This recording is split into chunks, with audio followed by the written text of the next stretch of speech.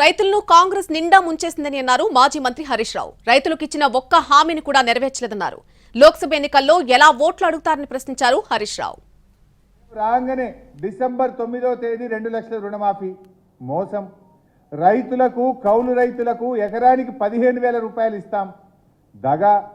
వ్యవసాయ కూలీలకు 12,000 రూపాయలు ఇస్తాం దగా.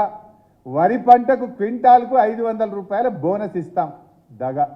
అంటే 4 విషయాలు కూడా రైతులకు ఇచ్చిన 4 హామీలను కూడా తుంగలో దొక్కి రైతులను నట్టేట ముంచింది ఇలా కాంగ్రెస్ పార్టీ. ఏ మొహం పెట్టుకునే పార్లమెంట్ ఎన్నికల్లో ఓట్లు అడుగుతారు? మేము మీకు నోటరీ డాక్యుమెంట్లు ఇచ్చి మేము బాండ్ పేపర్ల సాక్షిగా రాష్ట్రంలో రైతుల్ని మోసం చేసినాం, మా కాంగ్రెస్ పార్టీకి ఓటేయండి అని అడుగుతారా? 10 ఏళ్లలో ఎప్పుడు లేని విధంగా 20 లక్షల ఎకరాల్లో పంటలు ఎండబెట్టినందుకు కాంగ్రెస్ పార్టీకి ఓటేయమని అడగడానికి వస్తారా? నీటి నిర్వహణలో వైఫల్యం చెందాం, కరెంటు సరిగా ఇవ్వలేకపోయాం, మీ మోటార్లు గాలబెట్టాం, ట్రాన్స్ఫార్మర్లు కాలిపోయి రైతుల మీద అదనపు భారం పడ్డందుకు కాంగ్రెస్ పార్టీకి ఓటేయమని అడగడానికి మీరు గ్రామాల్లోకి వస్తారా?